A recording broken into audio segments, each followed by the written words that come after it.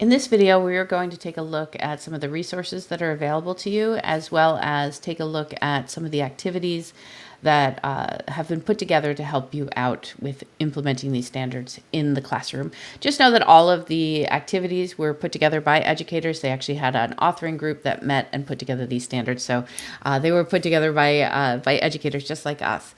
So I'm going to click, I'm on the Computer Science and Digital Fluency page from New York State Education Department Standards and Instruction. I'm on the main page where we looked at that PDF of all the standards, and then we looked at our grade band standards on that first main page. But now we're going to go over to this toolbar or this navigation bar on the left-hand side in blue, and we're going to go to the one that says Guidance and Resources. When we're in here, we're going to see the implementation resources, which has our timeline and roadmap. But what we really want to focus in on is the instructional resources.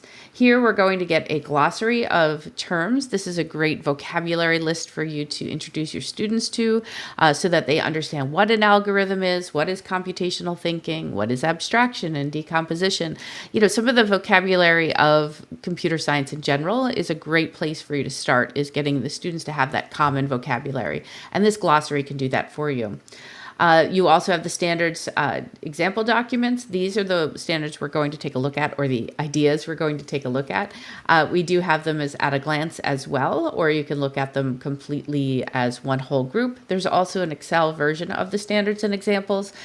This you're going to have in your course as a Google Sheet. The one from the website is actually an Excel one, but to make one that forces a copy for you to have it and so you can play around with it, I've converted it over to a Google Sheet for you.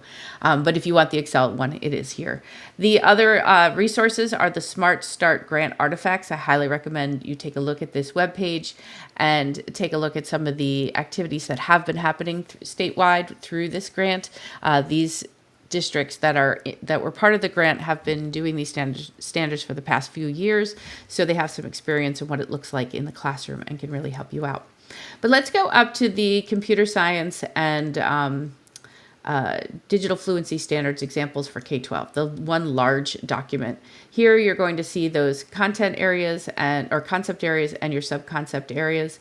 And then when we scroll down, you'll see that each one is listed by the standard identifier. So K1 is your grade band, IC is your concept area, and then 1 would be your standard number. So you can see that it goes through and does this for every standard. There's at least one example for each standard that you have. So take a moment and go through this document, read through the ideas, maybe stop and jot some ideas on how you can actually use these standards based on your grade band, as this could be a really good starting point to kind of, think about what the standards are going to look like in your classroom.